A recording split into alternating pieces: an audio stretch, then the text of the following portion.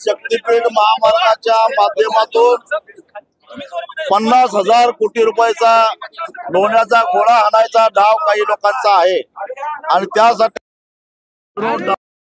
केवळ शेतकऱ्यांचा आहे, सामान्य जनतेचा सुद्धा या शक्तीपीठ विरोध आहे।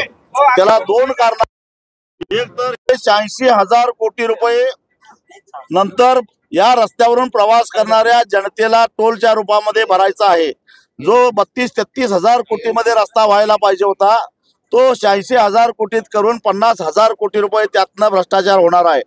दुसऱ्या बाजूला या शक्तीपीठ महामार्गामुळे जो ईशान्येकडून नैऋत्येकडून हा जो रस्ता होणार आहे, जवळजवळ ओलांडा पूल बांधणार आहे, त्याच्या भरावामुळे महापुराचं पाणी अडणार आहे आणि त्यामुळं केवळ शेतकरीच नव्हे तर कोल्हापूर शहर हा जर का माणगाव ते पट्टणकोडोली पूल झाला तर कोल्हापूरच्या बिंदू चौकात पाणी आल्याशिवाय राहणार नाही।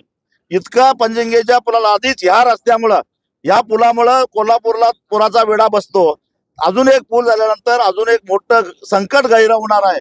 त्यामुळे इचलकरंजी शहर असेल, कोल्हापूर शहर असेल किंवा ज्यांचा शेतीशी संबंध नाही पण गावाबाहेर जे काही घरं बांधून राहतात, सगळ्या तोंड द्यावं लागणार आहे।